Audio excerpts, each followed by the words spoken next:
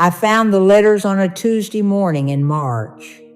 After 40 years of marriage, I thought I knew every corner of our life together. I was wrong.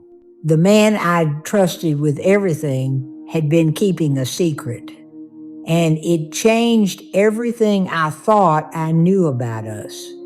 We met in the summer of 1978.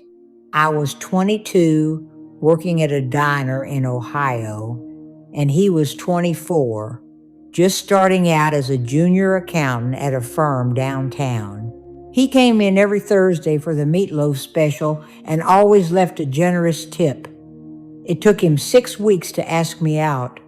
When he finally did, his hands were shaking so badly he could barely hold his coffee cup. I found it endearing. I still remember that first date at the drive-in theater. We didn't watch much of the movie.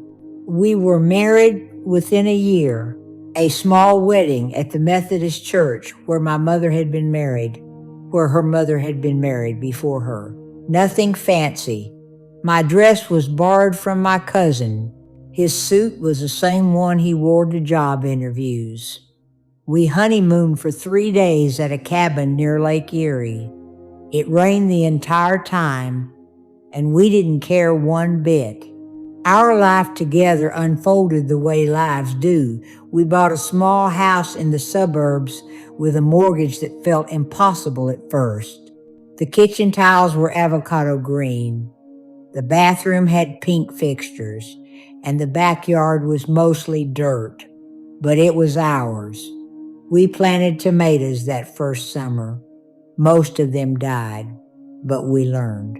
I got pregnant with our daughter Sarah 2 years into the marriage. Then came Michael 3 years after that. The house filled up with toys and noise and sticky fingerprints on every wall. He coached Little League on Saturdays. I volunteered at the elementary school library. We took family vacations to the same cabin on the lake every August. We watched our children grow up in that house. We watched them leave. The years moved like a river. Steady, predictable, comfortable. We developed our routines. Morning coffee together before work. Sunday crossword puzzles at the kitchen table. The way he'd kiss my forehead before leaving for the office. The way I'd leave his lunch packed in the fridge with a note inside. Small things that stitch a life together. When the kids were gone and the house grew quiet, we learned to be just the two of us again. We took up gardening more seriously.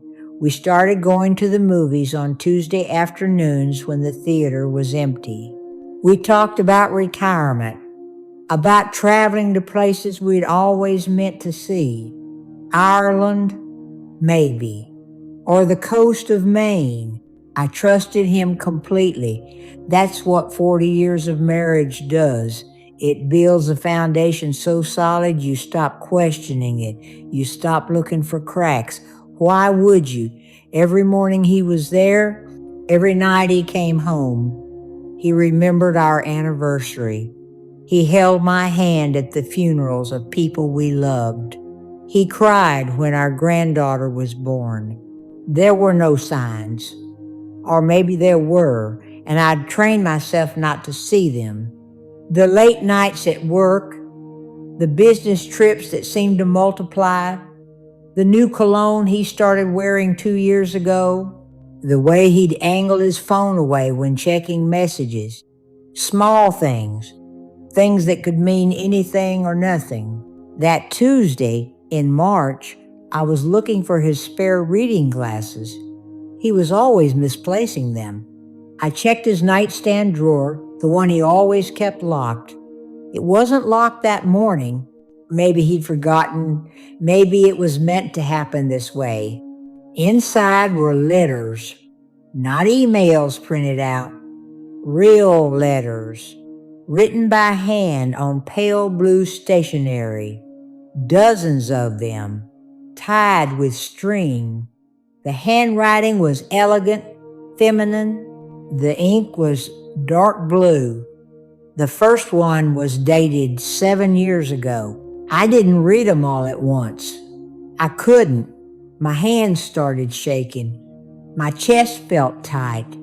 I sat on the edge of our bed, the bed we'd shared for 40 years, and I could barely breathe.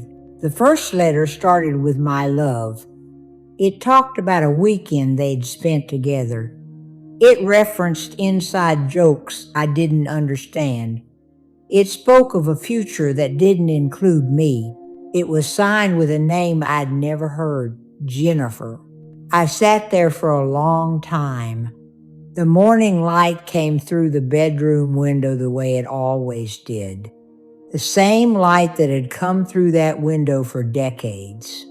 Everything looked the same curtains, the same photographs on the dresser, the same quilt my mother had made us for our 10th anniversary, but nothing was the same. After 40 years of marriage, I thought betrayal would be loud. I thought it would announce itself. I thought there would be some dramatic moment, some confrontation, some revelation that couldn't be ignored. But it wasn't like that. It was quiet. It was letters in a drawer. It was a name I didn't know. It was a sudden understanding that the life I thought I'd been living was not the whole truth. I put the letters back. I closed the drawer. I went downstairs and made myself a cup of tea. My hands were still shaking. The kitchen looked exactly as it had an hour before. The same magnets on the refrigerator. The same coffee mug he'd used that morning, still in the sink. The same calendar on the wall with his handwriting marking his appointments. He came home that evening at his usual time, 6:15. He hung his coat in the closet. He asked about my day. His voice was the same voice I'd been hearing for 40 years. His face was the same face I'd memorized down to every line and freckle. But I looked at him and saw a stranger. I didn't say anything that night or the next. I watched him. I studied him like I was meeting him for the first time, looking for the truth beneath the familiar surface, wondering who he really was, wondering who I'd really been married to all these years. The not knowing was worse than knowing. My mind filled the gaps with images. I couldn't stop. I imagined her, younger, probably, beautiful, certainly. I imagined them together in ways that made me feel sick. I imagined him laughing with her the way he used to laugh with me. I imagined him telling her things he'd never told me. I stopped sleeping. I'd lie next to him in the dark, listening to him breathe, and feel like I was lying next to a stranger. This man whose body I knew as well as my own, whose rhythms and habits I could predict, whose touch had once meant safety. Now he felt like someone I'd never met. During the day, I went through the motions. I made meals, I did laundry, I watered the garden, I smiled at the checkout girl at the grocery store.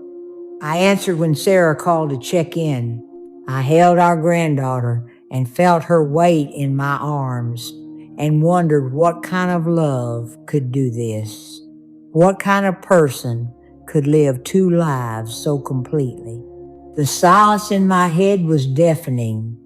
I kept thinking, after 40 years, those words became a rhythm I couldn't escape.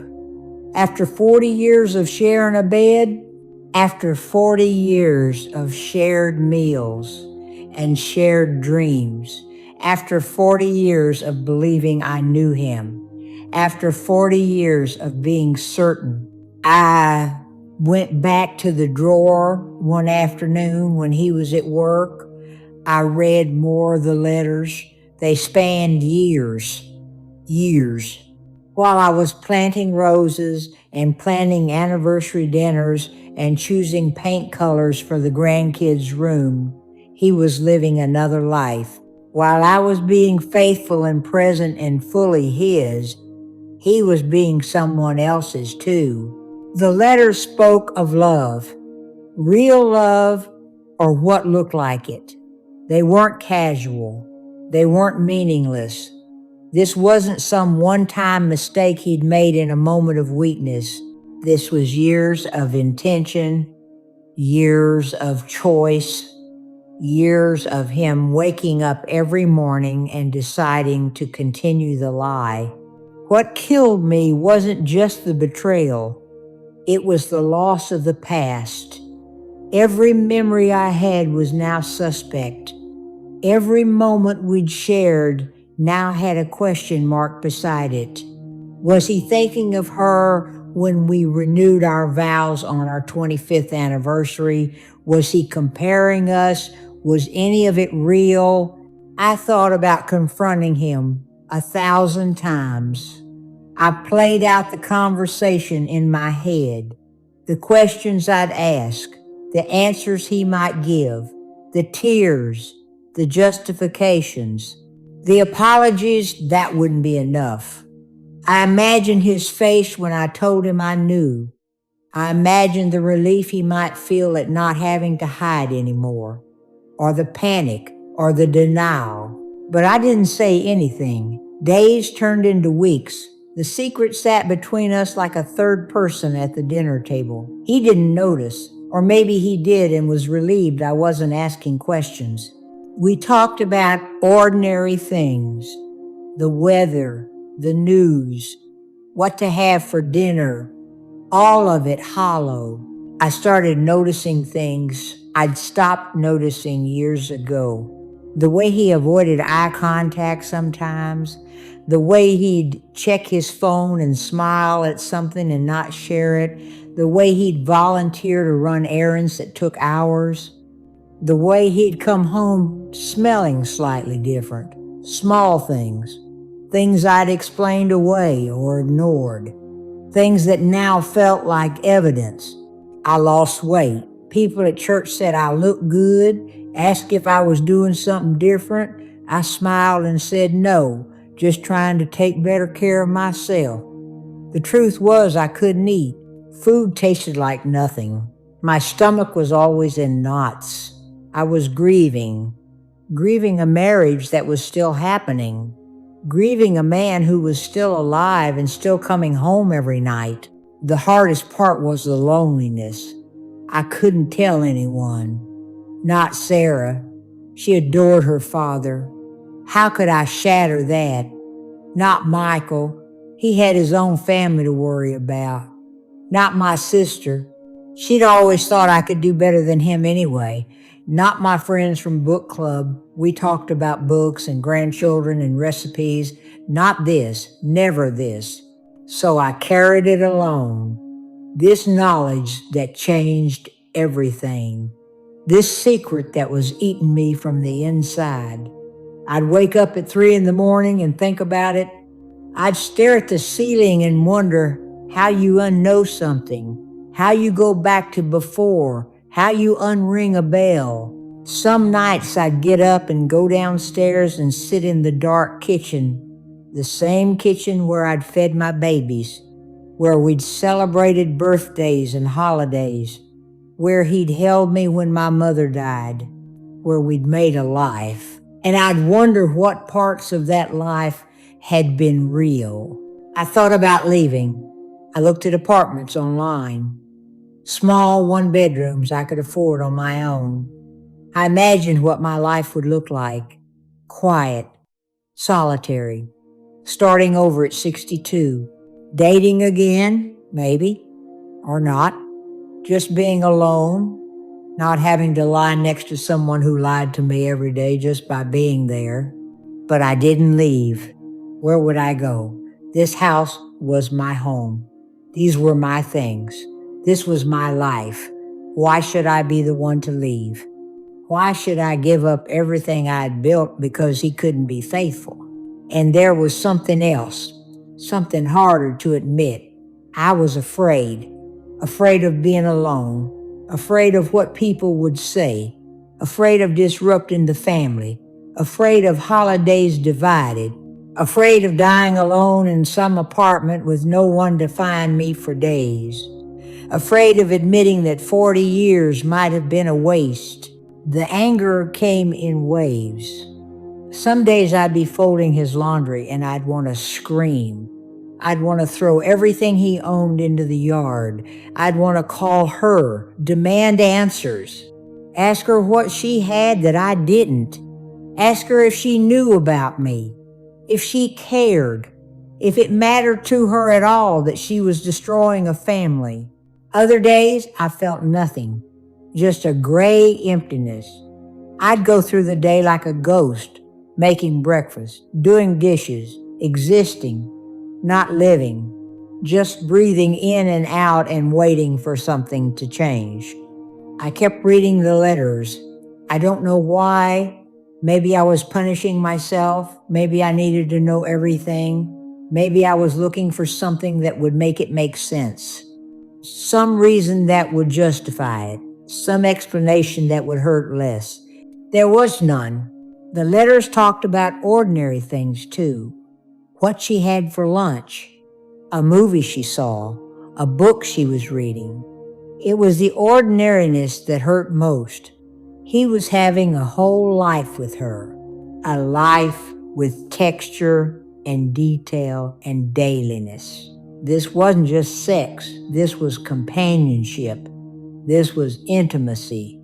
This was everything a marriage was supposed to be, just with someone else. I found myself wondering about her constantly.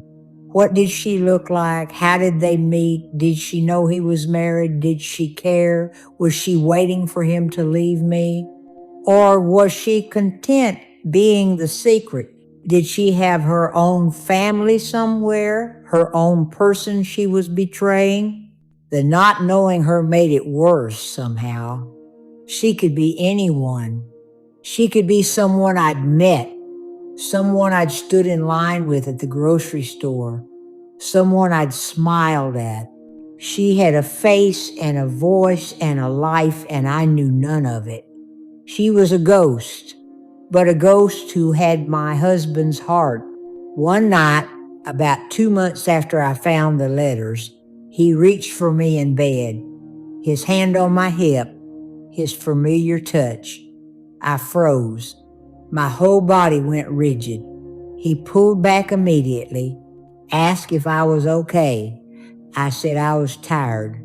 He said okay and rolled over. We lay there in the dark, inches apart, miles away. It was the first time in 40 years I couldn't let him touch me. The first time his hands on my body felt wrong. The first time I wondered whose skin he was really imagining. The first time I felt truly alone while lying next to him. After that night, the physical distance grew. I'd make excuses. I was tired. My back hurt. I didn't feel well. He didn't push. Maybe he was relieved. Maybe he had her for that. Maybe he didn't need me anymore. Maybe he never really had. I started thinking about what forgiveness would even mean. Could you forgive something that was still happening? Because I had no reason to believe it had stopped. The letters were dated up to 6 months ago. For all I knew, he was still seeing her, still lying to me, still living his double life. And even if it had stopped, even if I confronted him and he ended it, could I forgive 7 years? 7 years of deliberate choice? 7 years of knowing deception? How many times had he looked me in the eye and lied? How many times had he said, I love you, while his heart belonged to someone else? I thought about all the marriage advice I'd heard over the years. Forgive quickly. Don't go to bed angry. Choose love every day. But none of that wisdom prepared me for this. None of it told me what to do when the foundation crumbles. When the person you trusted most becomes the person who hurt you most. Spring came. The garden needed attention. The tomatoes needed planting. Life demanded to be lived. I went through the motions. I planted the seeds. I watered them. I watched them grow, all while dying inside. Sarah came to visit with the baby. We had lunch in the backyard. She talked about her life, her job, her husband, her plans. She looked so happy, so secure in her world. I remembered feeling that way once. I smiled and nodded and held my granddaughter and said nothing about the letters upstairs in the drawer. He was good with the baby, patient, gentle. He made her laugh. He looked at her with such pure love. And I thought, how can someone capable of such love also be capable of such betrayal? How do those two things exist in the same person? After Sarah left, I went upstairs and read the letters again. I was looking for something, some answer, some key that would unlock this. Some way to understand how the man downstairs playing with his granddaughter was the same man who wrote another woman that she was the best thing that ever happened to him. The cognitive dissonance was fracturing me. He was both people, the loving grandfather and the unfaithful husband. The man who remembered I liked my coffee with 2 sugars and the man who forgot he'd promised to forsake all others. Both real.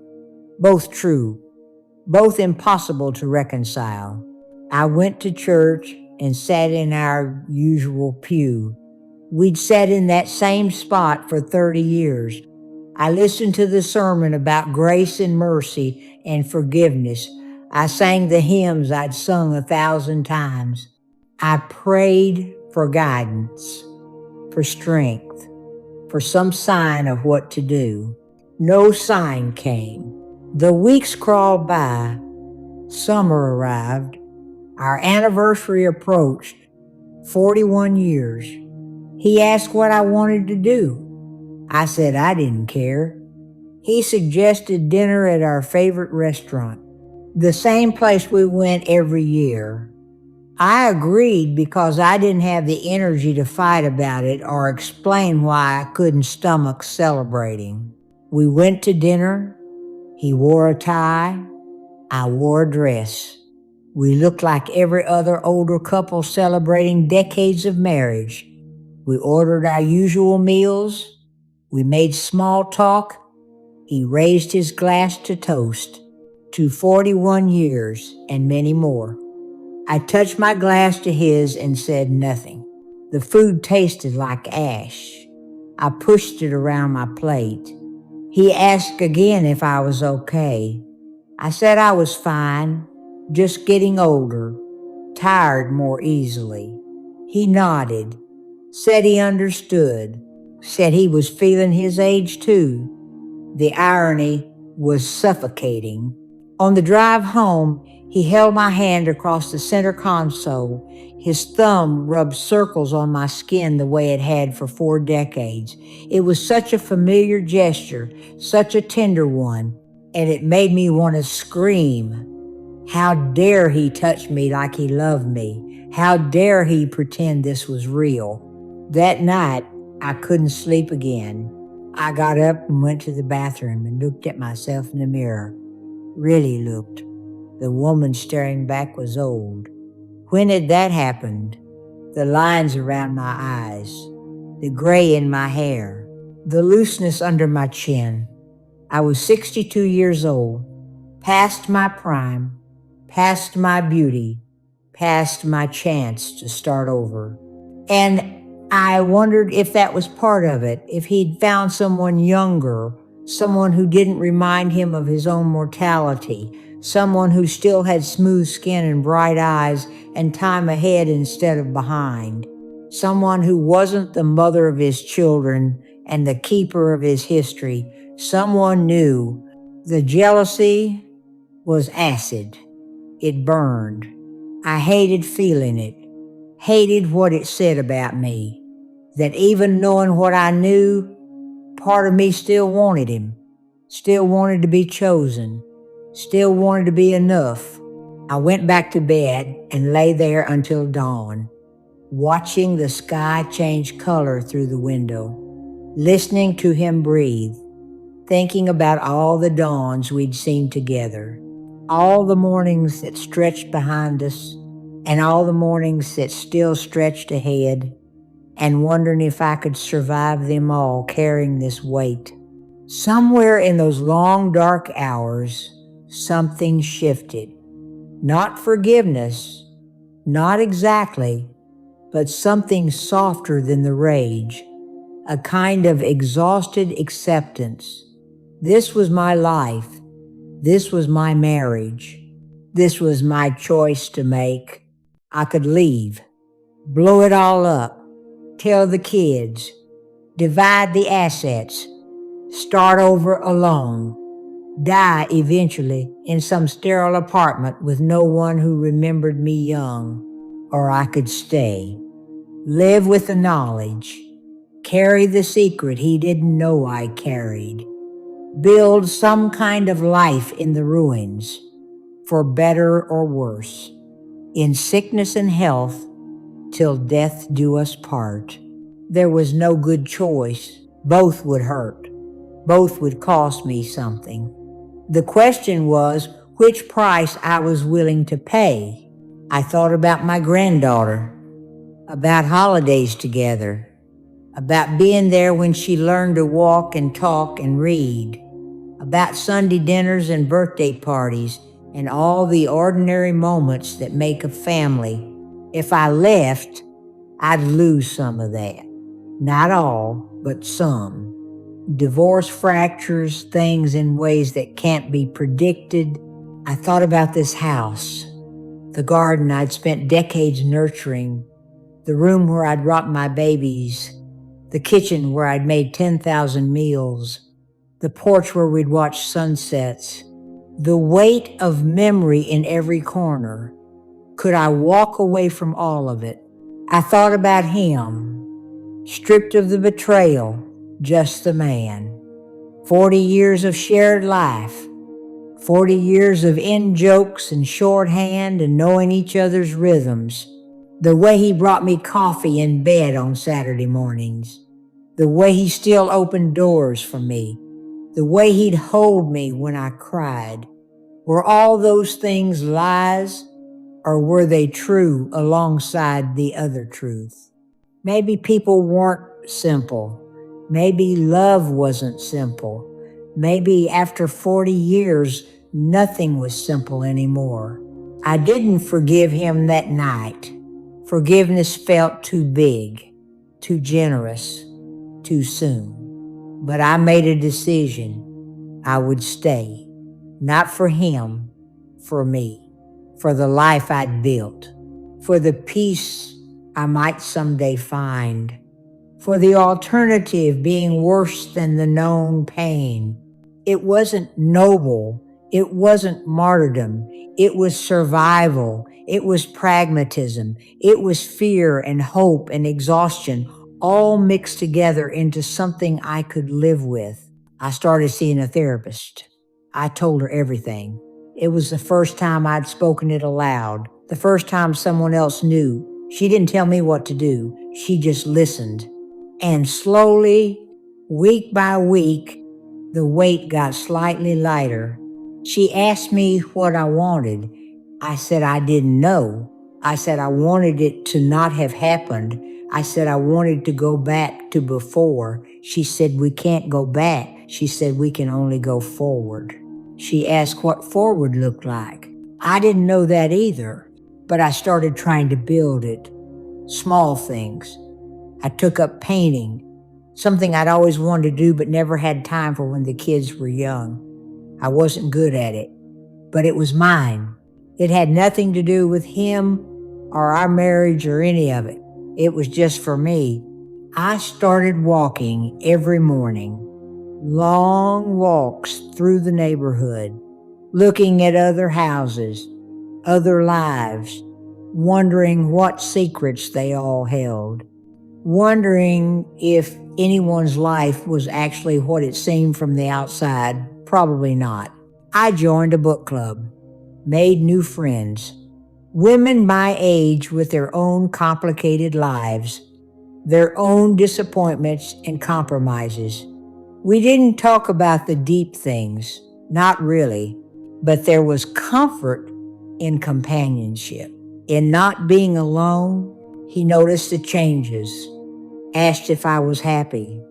I said I was working on it. He seemed satisfied with that answer, relieved maybe that I wasn't looking to him to make me happy anymore.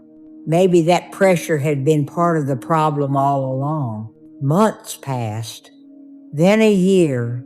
The letters stayed in the drawer. I didn't read them anymore. I didn't need to. I'd memorized the pain. Going back to it wouldn't change anything. I never confronted him. Some people might think that's weak, that I should have demanded answers, demanded an ending, demanded something, but I didn't want to. The conversation would change nothing. It would only force him to lie more or admit truths I didn't want to hear out loud. Besides, I had my own secret now. I knew something he didn't know I knew. There was power in that. Strange, small power, but power nonetheless. Our marriage changed, shifted. We were more like roommates than lovers, companionable but distant, polite, careful. The passion was gone. Maybe it had been gone long before I found the letters. Maybe that was part of why I stopped waiting for him to come home. I stopped watching the clock. I stopped noticing when he was late or when he smelled like someone else. I built a life inside our life, a space that was just mine, a self that didn't depend on him. Was it forgiveness? I don't know. I stopped hating him. I stopped waking up angry. I stopped playing the what ifs in my head. The pain became familiar, manageable, a chronic ache instead of an acute wound. I learned to hold two truths at once. He betrayed me, and he's also the father of my children and the man I've spent most of my life with. Both things can be true. Both things are true. Some days are harder than others. When he's tender, when he does something thoughtful, when I catch glimpses of the man I fell in love with. Those days I feel the loss most acutely. Not loss of him, loss of what I thought we had, loss of the innocence of believing. Other days I'm grateful. Grateful I didn't blow everything up. Grateful for the grandchildren and the garden and the familiar comfort of knowing someone for so long.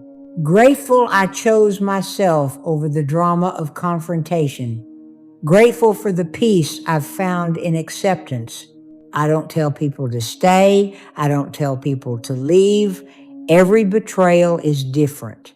Every marriage is different. Every person's capacity for pain and forgiveness is different. There's no right answer.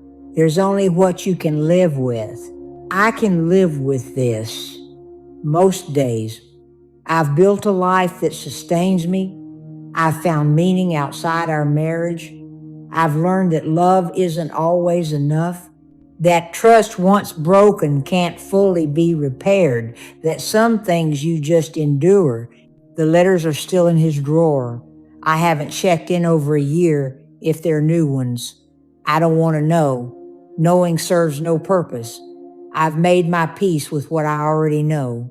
The rest is his burden to carry, whether he knows I know or not.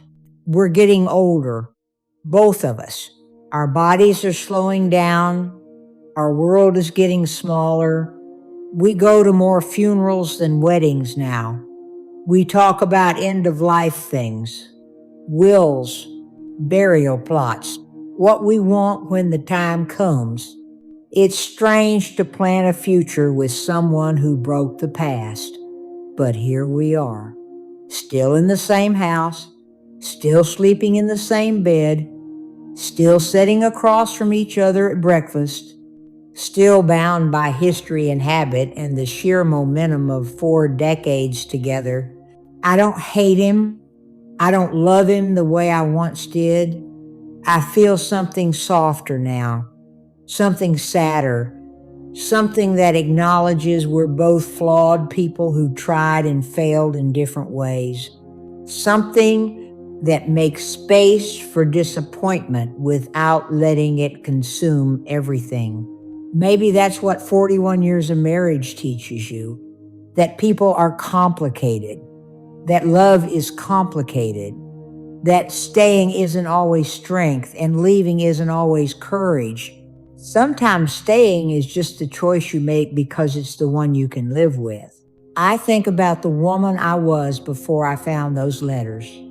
Naive, maybe, or innocent, or just comfortable in her ignorance. I can't be her anymore. That version of me died in the bedroom that Tuesday morning. But someone else was born.